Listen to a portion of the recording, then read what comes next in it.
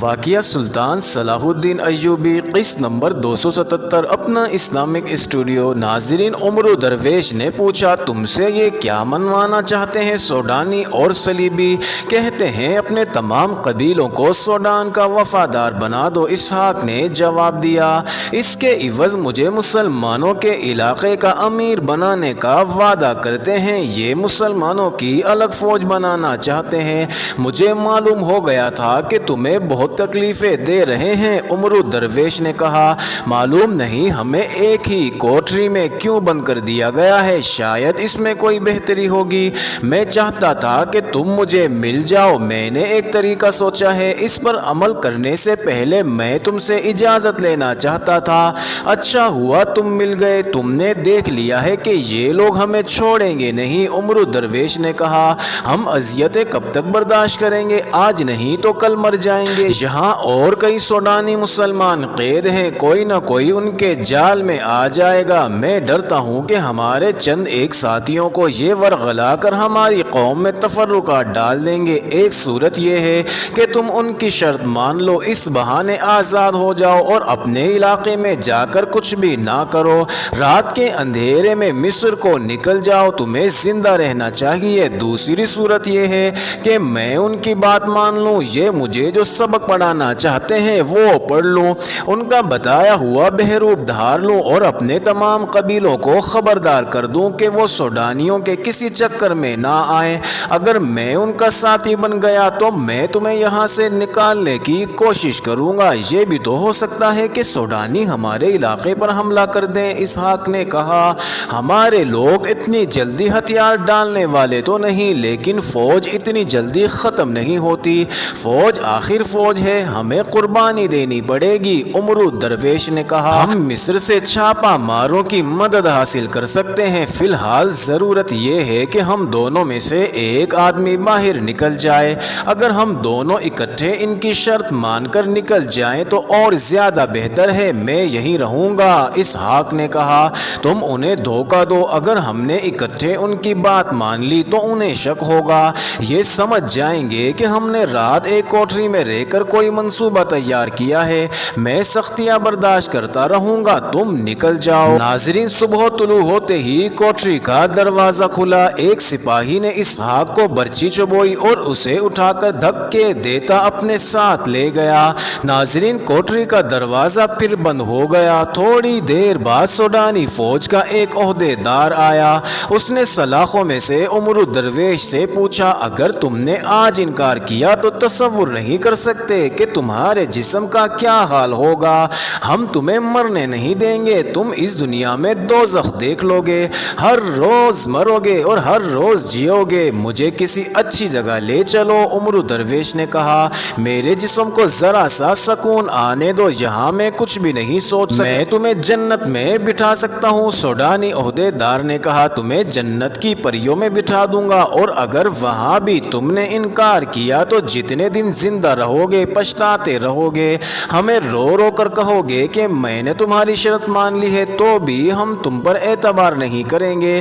ناظرین، وہ کراہ رہا تھا، اس کی آنکھیں پوری طرح کھلتی نہیں تھی، اس نے سرگوشی سی کی ایسا نہیں ہوگا، مجھے کہیں لے چلو اور بتاؤ کہ مجھے کیا کرنا ہے۔ ناظرین، اسے اسی وقت لے گئے اور ویسے ہی خوشنما کمرے میں جا رکھا جیسا اسحاق کو دیا گیا تھا۔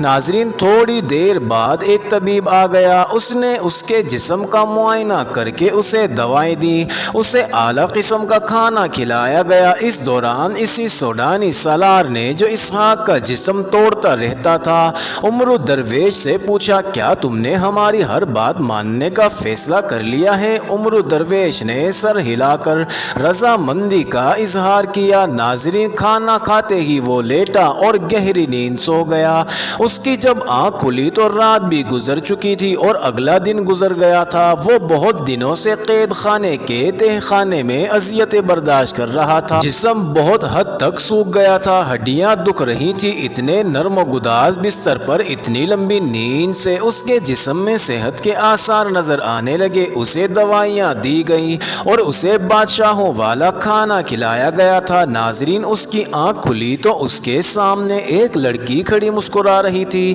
وہ بہت ہی خوبصورت خوبصورت لڑکی تھی۔ اس کے بال ریشمی تھے اور کھلے ہوئے، اس کے کندھے، بازو اور سینے کا کچھ حصہ عریاں تھا۔ عمرو درویش فوجی تھا، جنگلوں میں پیدا ہوا اور فوج میں اس کی عمر میدان جنگ میں گزر رہی تھی۔ ناظرین، لڑکی کو اس نے خواب سمجھا، لیکن لڑکی نے آگے ہو کر اس کے سر پر ہاتھ پھیرا تو اسے یقین آیا کہ یہ خواب نہیں۔ ناظرین، لڑکی باہر چلی گئی اور طبیب کو بلا لائی۔ طبیب نے اسے دیکھا اور دوائی پلا کر چلا گیا۔ فوراً بعد دو صلیبی آ گئے، وہ سوڈانی زبان روانی سے بولتے تھے، تخریب کاری کے ماہر معلوم ہوتے تھے۔ انہوں نے عمرو درویش کو اس مہم کے لیے تیار کرنا شروع کر دیا کہ وہ اپنے علاقے میں جا کر یہ نہیں بتائے گا کہ وہ قید میں رہا ہے، بلکہ یہ بتائے گا کہ میدان جنگ میں اسے ایک بزرگ ملے تھے جنہوں نے اسے کہا تھا کہ مصری فوج کا سوڈان پر حملہ مصر کے لیے مہنگا ثابت ہوگا، لہٰذا مسلمانوں کے لیے بہتر یہ ہے کہ سوڈان کا ساتھ دیں ورنہ تباہ ہو جائیں گے۔ صلیبیوں نے اسے یہ بھی بتایا کہ وہ مجذوب عالم کے بھیس میں مسلمانوں کے دلوں میں صلاح الدین ایوبی اور مصر کی حکومت کے خلاف نفرت پیدا کرے گا۔ ناظرین، عمرو درویش خندہ پیشانی سے رضامند ہو گیا۔ اسی وقت اس کی ٹریننگ اور ریہرسل شروع ہو گئی۔ شام کے بعد اس کے آگے لڑکیوں نے کھانا چنا، شراب بھی رکھی گئی جو اس نے قبول نہ کی۔ کھانے کے بعد جب لڑکیاں دسترخوان سمیٹ کر لے گئیں تو ایک اور لڑکی شب خوابی کے لباس میں آ گئی۔ اس کا جسم نیم عریاں اور چال ڈھال اشتعال انگیز تھی۔ تم کیوں آئی ہو؟ عمرو درویش نے لڑکی سے پوچھا۔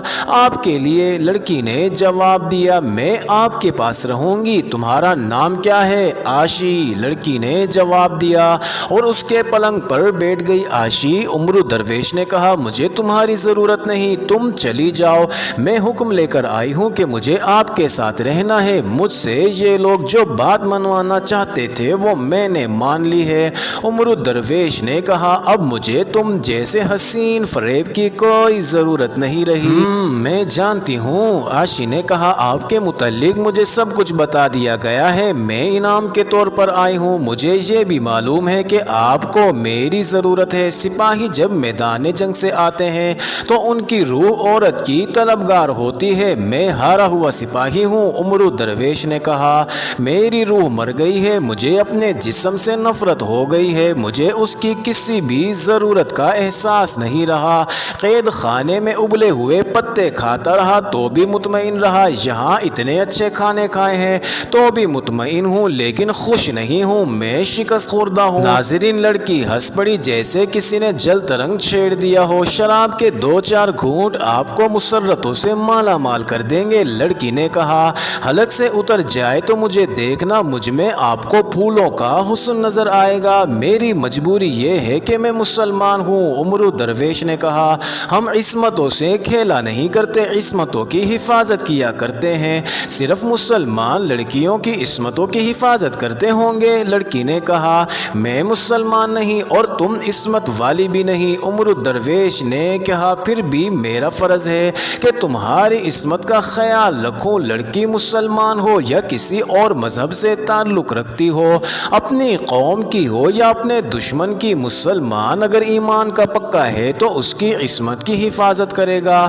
تم تمام رات میرے پاس بیٹھی رہو، صبح کو بتاتی پھرو گی کہ رات ایک پتھر کے پاس بیٹھ کر گزاری ہے، کیا میں خوبصورت نہیں؟ لڑکی نے پوچھا، تم جیسی بھی ہو میرے کسی کام کی نہیں۔ عمرو درویش نے کہا، میں تمہارے کام آ سکتا ہوں، اگر تم اس ذلیل زندگی سے آزاد ہونا چاہو تو میں تمہیں جان پر کھیل کر یہاں سے نکال لے جاؤں گا اور کسی شریف گھرانے میں آباد کر دوں گا۔ آپ سے پہلے بھی ایک یہاں آیا تھا، عاشی نے کہا، وہ بھی آپ کی طرح باتیں کرتا تھا، وہ بھی سوڈانی مسلمان تھا۔ میں آپ کی یہ بات نہیں مان سکتی کہ چونکہ آپ مسلمان ہیں اس لیے آپ عورت میں دلچسپی نہیں لیتے۔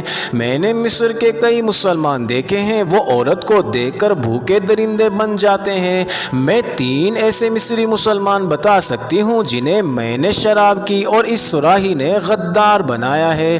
وہ کیسے مسلمان ہیں؟ وہ ایمان فروش ہیں۔ عمرو درویش نے کہا، تم باتیں کر رہی ہو، میں تمہارے چہرے پر اور تمہاری آنکھوں میں تمہاری ماں اور تمہارے باپ کی جھلک دیکھنے کی کوشش کر رہا ہوں۔ ہوں۔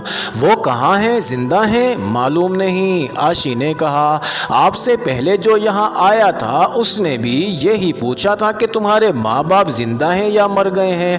ناظرین، وہ اسحاق کی بات کر رہی تھی۔ اسحاق کو جب اس کمرے میں لایا گیا تھا تو اسی لڑکی کو اس کمرے میں بھیجا گیا تھا۔ اس نے عمر درویش سے کہا اس سوڈانی مسلمان نے مجھ سے میرے ماں باپ کے متعلق پوچھ کر مجھے پریشان کر دیا تھا۔ ایسا سوال مجھ سے کبھی کسی نے نہیں پوچھا تھا۔ وہ پہلا آدمی تھا جس نے پوچھا تو میں رات بھر سوچتی رہی کہ میرے ماں باپ کون تھے اور کیسے تھے ضرور مجھے کچھ یاد آتا تھا اور ذہن کے اندھیرے میں غائب ہو جاتا تھا۔ میں نے اپنے آپ کو ان کی یاد سے دور رکھنے کی کوشش شروع کر دی مگر میں کامیاب نہیں ہو سکی۔ آج آپ نے ان کی یاد پھر تازہ کر دی ہے۔ میں جب محسوس ہی نہیں کرتی تھی کہ میرے ماں باپ ہوں گے تو میں خوش رہتی تھی۔ آپ سے پہلے آنے والے سوڈانی مسلمان نے میرے اندر ایسے جذبات بیدار کر دیے ہیں کہ میری خوشی پر اب اداسی کا آسیب سوار رہنے لگا ہے۔ تمہارا کوئی بھائی بھی تھا؟ کچھ بھی یاد نہیں؟ عاشی نے کہا میں خون کے رشتوں کو سمجھتی ہی نہیں کہ کیا ہوتے ہیں۔